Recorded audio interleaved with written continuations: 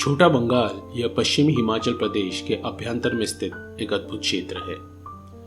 प्राथमिकता पहाड़ी बोलने वाले यहाँ स्थित बंगाली समुदाय या हिमालय के माइग्रेटरी या स्थलांतरित करने वाले ट्राइबल कम्युनिटी का अंग है। हिंदू रीति रिवाज इनके जीवन का अभिन्न अंग है। छोटा बंगाल क्षेत्र की संस्कृति हिमालय की प्राचीनतम है। यद्यपि वर्तमान में हिमालय के बहुतांश संस्कृतियों का लोप हो रहा है, छोटा बंगाल क्षेत्र ने अपनी सभ्यता सुरक्षित रखी है। वनौषधियों के प्रयोग इनके संस्कृति का महत्वपूर्ण अंग है, जिनका आभास इन कहावतों से होता है। अर्थात जहां वन वासुति बरे मिलते हैं, वहां कोई व्यक्ति रोग से मर नहीं सकता। अर्थात जिस भूमि में हरड़, बहेड़ा, आंवला और गिलॉय हो, वहां कोई व्यक्ति रोगग्रस्त नहीं हो सकता। इस छोटा बंगाल क्षेत्र में स्थित है पवित्र दनसर सरोवर अथवा दनसर तल। इस तल को देहनसर या डायनासोर तल ऐसा भी संबोधित किया जाता है। दनसर एक ग्लेशियल सरोवर है जो समुद्र तल से लगभग 14,500 फीट ऊपर स्थित है। भाद्रपद के पवित्र माह में जो अगस्त सितंबर में होता है, बंगाली समाज इस तल की पवित्र यात्रा अवलंब करते हैं। ऐसी मान्यता है कि इस माह में देवी मां पार्वती इस तल में स्नान करने भेंट देती है। यह सरोवर सूर्य पूजा के प्रति भी एक पवित्र स्थल माना जाता है। यात्री इस माह में इस तल की पवित्र यात्रा कर इसके अति शीतल जल में स्नान करते हैं एवं तल पे स्थित शिव मंदिर में अपनी पूजा भोग सहित अर्पण करते हैं। इस वार्षिक पवित्र यात्रा एवं पूजा अर्पण द्वारा संपूर्ण क्षेत्र एवं समाज के प्रति देवी मां पार्वती एवं शिव जी की अनंत कृपा बनी रहती है। दनसर तल की यात्रा पोलिंग गांव से आरंभ होती है, जहां तक वाहन मार्ग प्रस्तावित है। पोलिंग ग्राम यह हेरिटेज हिमालयन संस्कृति का विलक्षणीय प्रतीक है। पोलिंग से दनसर सरोवर की यह 14 किलोमीटर की यात्रा दुर्गम है। यात्रा मार्ग संभवतः वर्षा के 3 से 4 माह तक ही गमित होता है। वर्षा ऋतु समय यह मार्ग भूस्खलन एवं तीव्र नदी के प्रवाह से अत्यंत कठिन हो जाता है। पोलिंग ग्राम से निकटतम ग्राम है भरोट, जहां अच्छे होटल और भोजन की व्यवस्था है। भरोट से निकटतम हवाई स्थान है धर्मशाला एवं रेल स्थान है जोगिंदरनगर। किंतु बहुतांश लोग चंडीगढ़ से बस या प्राइवेट वाहन कर यहाँ पहुंचते हैं। दर्शकों को यह ज्ञात हो, दनसर सरोवर को आप कुल्लू से भी ट्रैक कर सकते हैं। यह तल वास्तविकता में छोटा बंगाल और कुल्लू क्षेत्र को सरीपास से जोड़ता है। इस छोटा बंगाल क्षेत्र के सांस्कृतिक जीवन एवं वनौषधि प्रयोग ज्ञान का अनुभव करने के प्रयास से मैंने इस यात्रा की योजना 2018 के सितंबर माह में की। हमारे चंडीगढ़ आगमन के दिवस वर्षा का कोप अत्यधिक था। इतना कोप कि चंडीगढ़ में केवल हमारी एयर इंडिया की फ्लाइट पायलट के 3-4 प्रयासों के बाद ही लैंड हो सकी। उस पायलट के साहस को नमन। अन्य फ्लाइट्स जैसे इंडिगो, जेट अपने विमान दिल्ली या अमृतसर ले गए। चंडीगढ़ एयरपोर्ट से हमने हमारी जूम कार बिना चेक किए ही ले ली, क्योंकि बारिश अत्यधिक हो रही थी। योजना अनुसार चंडीगढ़ कांगड़ा हाईवे पे मार्गक्रमण कर हमारा धर्मशाला आगमन हुआ। यहाँ हमने 2 दिवस निवास किया। तीसरे दिवस हमने बीर बिलिंग गंतव्य किया, जहाँ हमने पैराग्लाइडिंग का आनंद लिया। चौथे दिवस प्रातः हमने मार्ग स्थित बैजनाथ मंदिर के दर्शन लिए।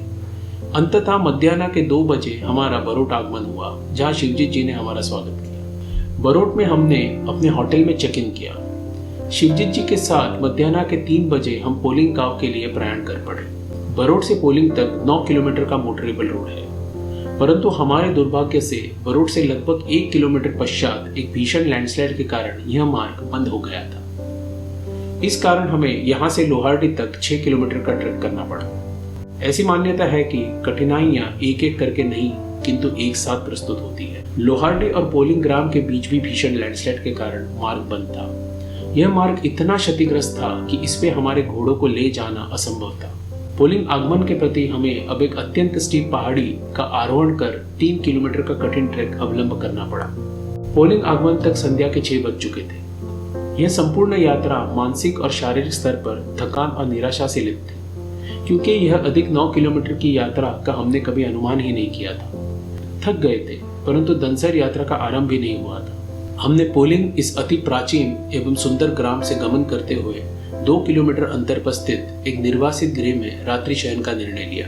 अत्यंत कठिनता से हमारा कैंपिंग स्पॉट पे आगमन हुआ। भोजन उपरांत हम तुरंत सो गए। रात्रि वर्षा का कोप तीव्र था। अगली प्रातः सूरज देवता के दर्शन हुए। वर्षा मुक्ति से अब मन प्रसन्न होने लगा। हम प्रथा निहारी उपरांत अपने मार्ग पर कार्यरत थे। हमने इस यात्रा के प्रति 3 दिवस का समय निर्धारित किया था, परंतु इसमें कल के 9 किलोमीटर की यात्रा की गणना नहीं की थी। इस कारण आज हमें समय के प्रति सम आयोजन करना था। यहाँ से दनसर 12 किलोमीटर के अंतर पे स्थित था। हमने दनसर तल के 2 किलोमीटर पूर्व स्थित बुग्याल पे रात्रि शयन का लक्ष्य निर्धारित किया। एक कहावत है कि मैन प्रपोजेस गॉड डिस्पोजेस। हमें अग्रता मार्ग में अत्यधिक लैंडस्लाइड्स का अनुभव हुआ, जिस कारण हमारे घोड़ों को मार्गक्रमण करने में कठिनाइयां हो रही थी। इस कारण पोर्टस और हमारा संयोजन नष्ट हो रहा था। हमें अत्यधिक समय उनकी प्रतीक्षा में ठहरना पड़ रहा था। यह ट्रेकर्स के लिए एक अत्यंत निराशाजनक स्थिति होती है, क्योंकि पहाड़ों में आप एक बार चलने लगते हैं तो चलते रहना होता है। अत्यधिक समय ठहरने से शरीर की ऊर्जा कम हो जाती है एवं यात्रा के प्रति के उत्साह का लोप। मैं हमेशा अपने ट्रैक्स पे पोर्टर्स का चयन पसंद करता हूँ, जिस कारण समय नष्ट ना हो। परंतु वर्तमान में ट्रैक ऑर्गेनाइजर्स घोड़े या खच्चरों की अधिक योजना करते हैं, क्योंकि उन पे सुख सुविधा का सामान आयात किया जा सकता है, जिस द्वारा ट्रैकिंग एक्सपीरियंस यात्री के लिए आरामदायी हो। इस प्रतियोगी समाज में इनका भी क्या दोष। 2 किलोमीटर पश्चात हमें एक भीषण लैंडस्लाइड मिला। अग्रता मार्गक्रमण के लिए हमें नदी पार करने की आवश्यकता थी।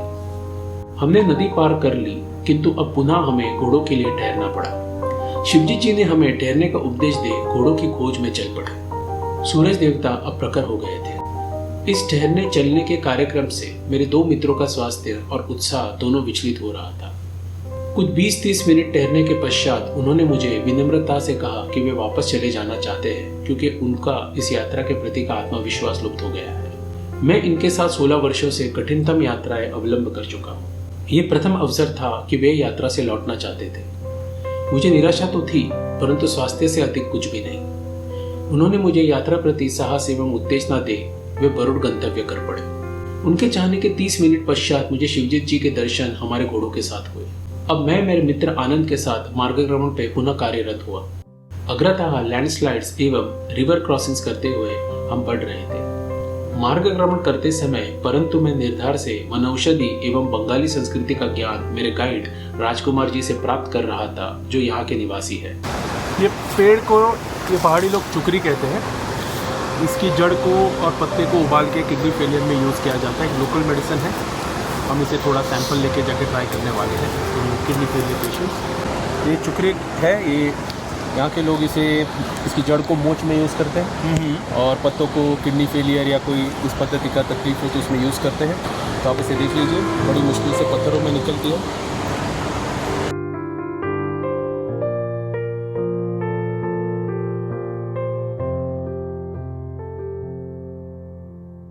मार्ग कठिनता एवं पोर्टर घोड़े की संयोजना चक्र से हम केवल 2 किलोमीटर ही और यात्रा कर सके। संध्या हो गई थी और वर्षा वृष्टि पुनः आरंभ। हम बुग्याल में थे। यहाँ से अग्रता मार्ग अत्यंत स्टीप चढ़ाई का था और उसे इस समय अवलंब करना असंभव। हमने इस जगह कैंपिंग का निर्णय लिया। कल रात्रि से केवल 4 किलोमीटर अग्रता ही हम आ सके थे। दनसर और 9 किलोमीटर के अंतर पे था। मार्ग कठिनाइयाँ एवं समय न्यूनता के कारण इसके दर्शन अब असंभव से प्रतीत हो रहे थे। तो ये एंजेलिका ग्लॉका का रूट है, इसे लोग लोकल में चूड़ा कहते हैं। ये कॉन्डिनमेंट है, ये टुकड़ी में यूज़ किया जाता है। एंड आप कहते हैं कि इतनी छोटी मात्रा यदि आप दाल वाल में डाल दो तो इसका स्वाद बढ़िया आता है। तो मैं घर जाके इसका टेस्टिंग करने वाला हूँ। ये लोकल में भी कोई मोच लग जाए, पेट में दर्द हो जाए, जोड़ों में दर्द हो जाए तो इसका पाउडर पेट में देते हैं, तो इससे बहुत ही आराम मिलता है। तो हम इसका इस्तेमाल घर जाके करने वाले हैं। फिलहाल अभी हम ये जंगल में इसका इस्तेमाल अब यहाँ के फॉरेस्ट कुकिंग में करके देखने वाले हैं। रात्रि मेरे मित्र आनंद का स्वास्थ्य घटने लगा। उनके लक्षणों से मैं अवगत हो गया था कि वे एक्यूट माउंटेन सिकनेस अनुभव कर रहे थे। मेरे 16 वर्षों के अद्भुत हिमालय यात्राओं में मुझे इस प्रथम अवसर पर ऐसा ज्ञात होने लगा कि कदाचित यह यात्रा योजना का निर्णय अनुचित था। प्रकृति तांडव के अनंत संकेतों के विरुद्ध क्या मैं इस यात्रा में केवल अपने अहम के प्रति आया था? और यदि ये सत्य है तो क्या मुझे अपने मित्रों को इस कठिनतम अनुभव का भागीदार बनाने का अधिकार था? मैंने टेंट से शिवजी को संबोधन कर कहा कि हम अगले दिवस बरकोट गमन करेंगे। यात्रा यही विराम कर देते हैं। कदाचित माँ पार्वती की आज्ञा नहीं है कि मैं उनका दर्शन करूं। अब मन हल्का लग रहा था। अगली प्रातः 6 बजे राजकुमार जी ने मेरे टेंट पे दस्तक दी एवं विनम्रता से मुझे संबोधन करते हुए कहा, डॉक्टर जी, मैं जानता हूँ कि आपको किस तत्परता से सरोवर के दर्शन लेने हैं। इतनी कठिनाइयों से लड़के आप हमारे क्षेत्र आए। यदि आप दर्शन ना कर पाए तो मुझे बड़ा दुख होगा। मैं आपके साथ चलता हूँ। आपके मित्र, घोड़े एवं पोर्टर्स को हम वापस बरकोट भेज देंगे। हम दर्शन ले रात्रि तक बरकोट पहुंच जाएंगे। अब मैं फिर दुविधा में था। रात्रि इस यात्रा को प्रणाम कर चुका था और नव योजना से मन फिर उत्साहित हो गया था। परंतु एक विचार मन में आया कि शिवजी एवं माँ पार्वती जी की बहुतांश दिव्य स्थलों की हिमालयन यात्रा यह अत्यंत कठिन प्रयास एवं उत्तम मनोरथ से ही प्राप्त होती है। राजकुमार जी के द्वारा क्या यह माँ पार्वती ही मुझे उपदेश दे रही है? हमारे पास जो खाद्य साहित्य था उससे सूजी का हलवा बना। इसका हम संपूर्ण ग्राम के प्रति से माँ पार्वती और शिवजी को भोग अर्पण करने वाले थे। मेरे मित्र शिवजित और पोर्टस की शुभकामनाएं ले मैं एवं राजकुमार जी अपने मार्ग पर चल पड़े। कुछ 500 मीटर मार्गक्रमण उपरांत आपको अग्रतः 2 किलोमीटर तक 80 डिग्री की घड़ी चढ़ाई करनी होती है। मार्ग कठिन है, परंतु इस क्षेत्र में अत्यंत उपयुक्त वन औषधियाँ भी हैं। इस पेड़ का नाम रखाला है। यहाँ लोकलिटी में तो इसको चाय, इसकी छिलके को चाय में भी प्रयोग करते हैं और इसको मेडिसिन में यूज़ किया जाता है। यहाँ से काफ़ी मात्रा में लिया जाता है। कितना रुपए किलो बिकता है ये कम से कम भी यहाँ पर जो लोकल एरिया है इसमें 60 और 70 के बीच में। मतलब पत्ते या झाड़ छाल भी? और इसकी टहनियाँ यहाँ काफ़ी मोटी तो नहीं हो सके, जैसे हमारी उंगली का साइज है, इससे थोड़ी मोटी चल पड़ती है। जो एक वैरायटी होती है पौधों की वो अलग अलग है। इसमें ये कस्मल वैरायटीज़ का पौधा है। हाँ, ये भी काफ़ी यूज़ किया जाता है। ज़्यादातर तो इसे चारे में प्रयोग किया जाता है। हाँ, भेड़ बकरियाँ काफ़ी पसंद करती है इस चीज़ को। इंसान के लिए यूज़ नहीं किया जाता वैसे इससे। हाँ, उसको कश्मीरी को काफ़ी यूज़ किया जाता है मेडिसिन में। आरोहण पश्चात आप एक बुग्याल में आते हैं जहां मुझे एक मनोहर इंद्रधनुष के दर्शन हुए।